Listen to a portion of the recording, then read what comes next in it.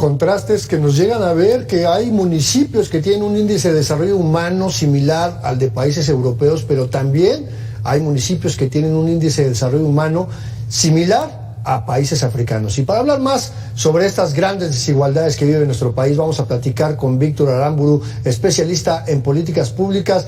Víctor, muy buenas noches, gracias por estos minutos para las audiencias de Mega Noticias.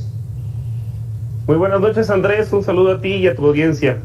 Oye, pues mira, revisando esta historia de que somos un país de altos contrastes donde pues una gran minoría concentra pues más del 90% de la riqueza y el resto pues apenas sobrevive con unos cuantos pesos, y a pesar de que tenemos índices de desarrollo humano similares a los países europeos, pues hay municipios como San Juan Cancuc, Chiapas, donde el 99.3% de su población está en la pobreza.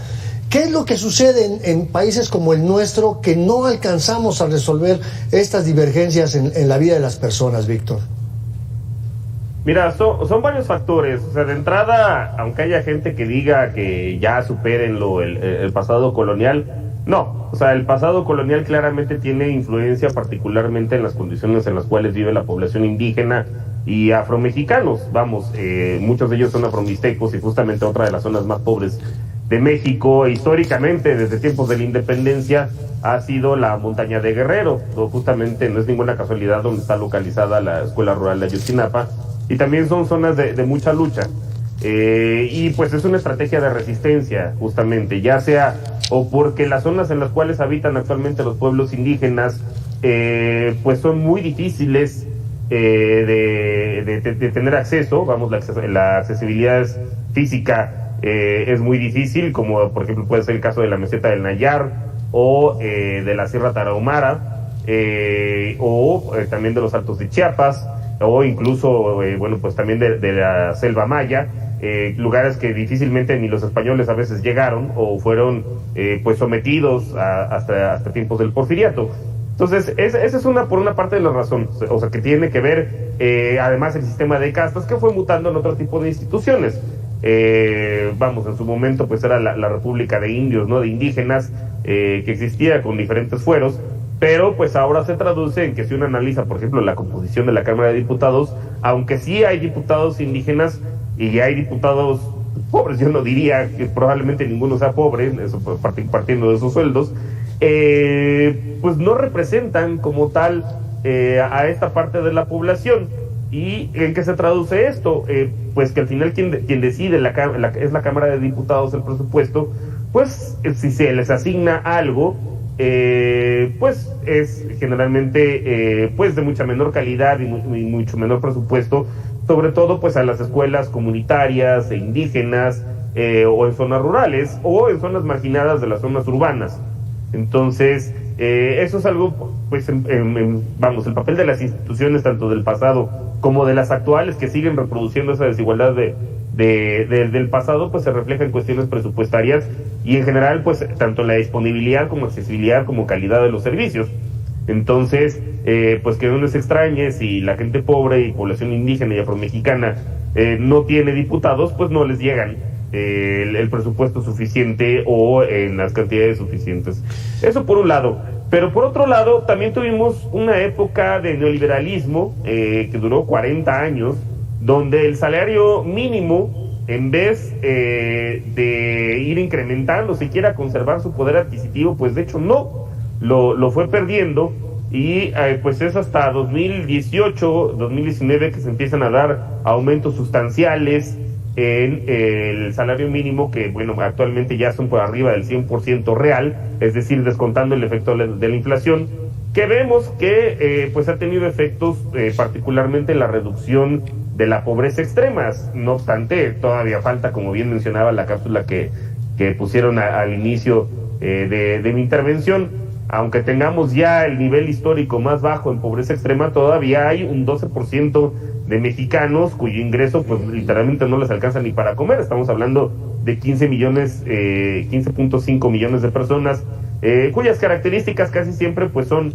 poblaciones indígenas o afromexicanos, aunque cada vez más es un fenómeno urbano. Normalmente hasta la década de los 2000 pues la pobreza tendía a estar concentrada, y bueno, y todavía lo sigue estando más en términos de porcentaje de la población en las zonas rurales, pero en términos numéricos, en términos absolutos, ya cada vez más es un fenómeno urbano, de las periferias urbanas, de las grandes ciudades como la Ciudad de México y su zona conurbada en el Estado de México.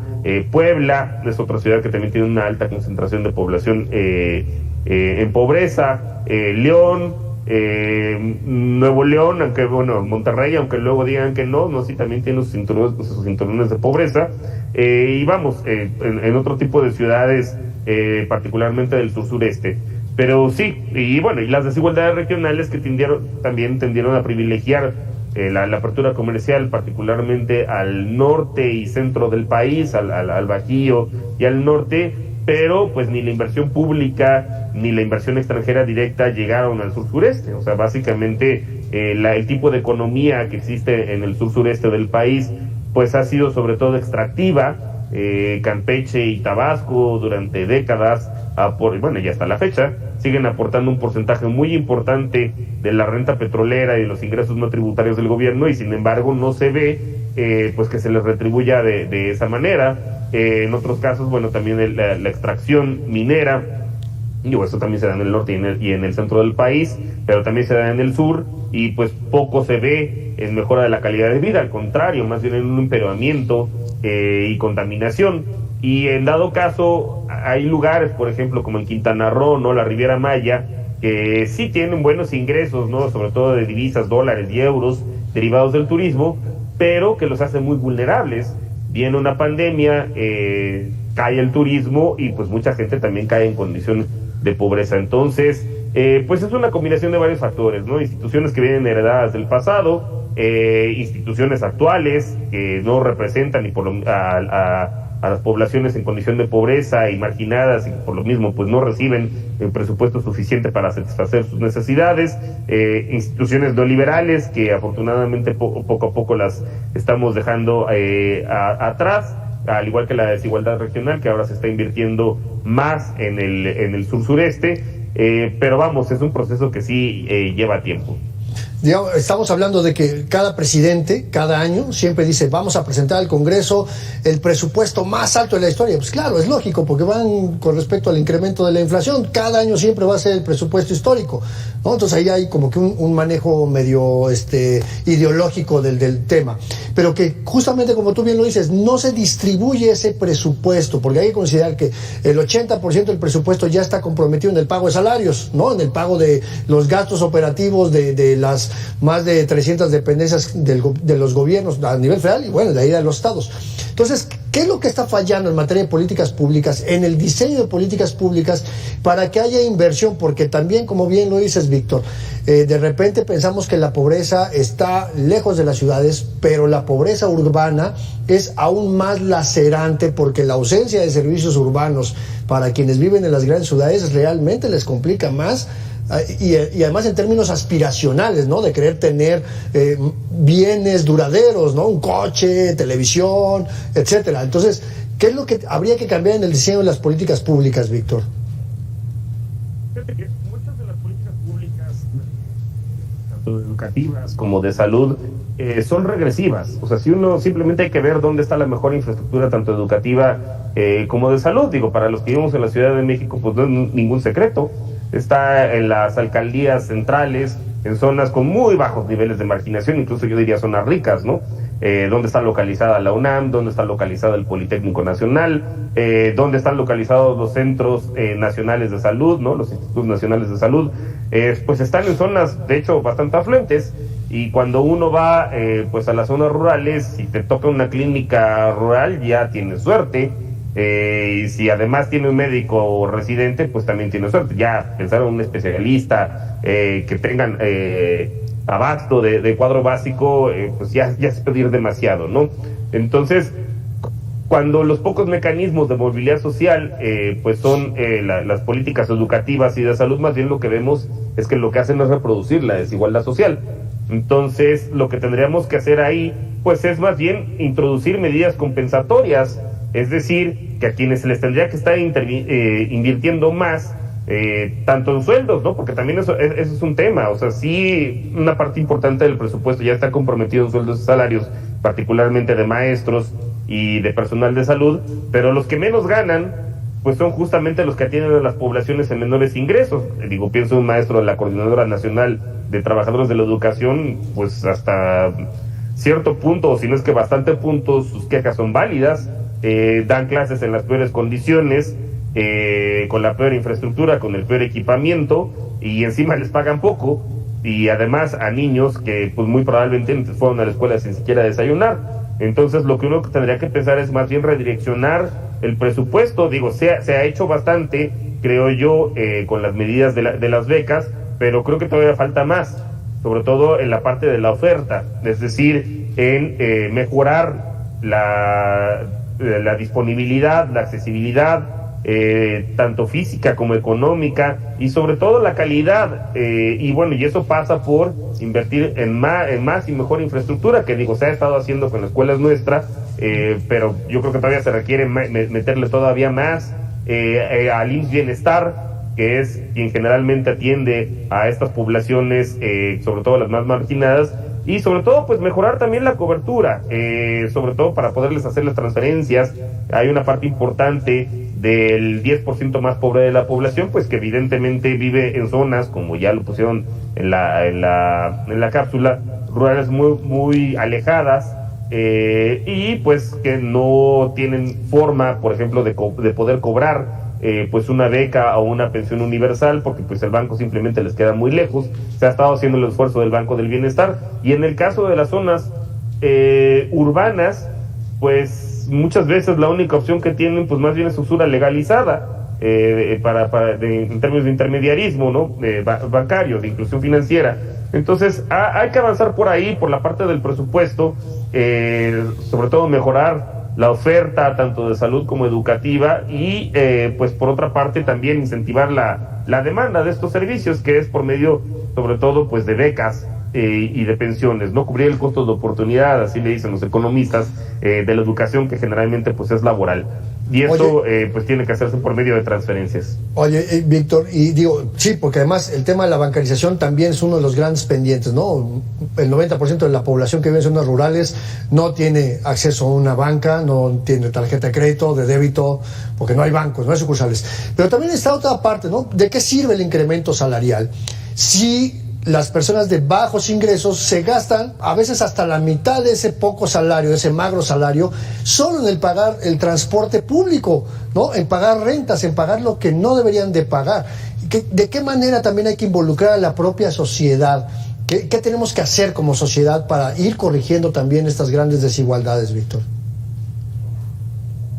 Sí, digo, también eso es parte del legado, ¿no? Y que no, vamos, hubo una política deliberada de contención de salarios durante 40 años y pues apenas está revirtiendo. Hay espacio todavía suficiente para dar alzas al salario mínimo, y sí tiene efectos, sobre todo sobre la población que vive en zonas rurales, que tiende a tener empleos informales. Digo, ese también es un tema en el que hay que pues avanzar, y quizá la Secretaría del Trabajo y el Instituto Mexicano del Seguro Social pues poner mayor presión sobre los patrones, porque normalmente cuando hablamos de empleo informal uno piensa en el señor del tianguis, o en algún vendedor ambulante, y si bien si hay un componente de un 20%, en realidad el otro 30% de los trabajadores informales trabajan en el sector formal, nada más que no tienen prestaciones.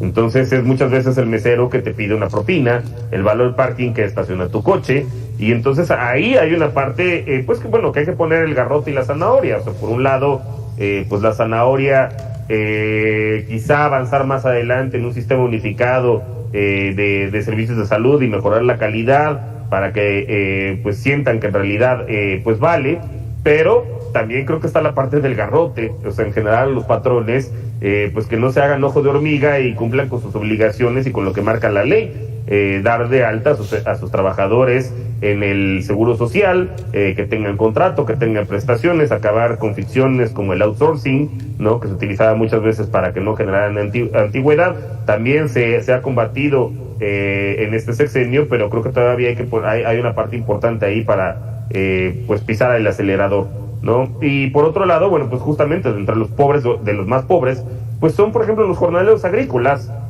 muchos de ellos justamente de zonas como la Mixteca, que van a las zonas afluentes, migran de manera estacional durante la época de las cosechas, que es pues más o menos como por estas épocas, ¿no? Por ahí en noviembre, octubre, diciembre, a las zonas ricas y productoras y exportadoras, y muchos de ellos pues también son, bueno, no muchos de ellos, prácticamente la mayoría de ellos no tienen contratos. Entonces ahí creo que las verificaciones por parte del gobierno, pues digo, dar avisos que a esta gente pues se les paguen las prestaciones que marca la ley, so pena, ahí sí, de incumplimiento, pues de atenerse a las sanciones que marca la ley. Entonces sí, creo que hay espacio bastante todavía de seguir incrementando el salario mínimo, pero también de formalizar a muchos trabajadores que están trabajando en el sector formal, pero y que traen beneficios a sus patrones, pero pues que no están dados de alta y no reciben las prestaciones que deberían, que marca la ley. Víctor Aramburu, especialista en políticas públicas, muchísimas gracias por esta explicación y por estos minutos para Mega Noticias. No, al contrario, Andrés, muchas gracias por la invitación y pues un saludo a tu audiencia. Pues ahí está, y es que este tema de este México de grandes contrastes, pues podemos ver que tenemos una riqueza cultural, histórica, natural, y con todo y eso, y que atraemos, estamos en los 10 primeros lugares en atracción turística, aún así hay personas que apenas si ganan lo mínimo para comer.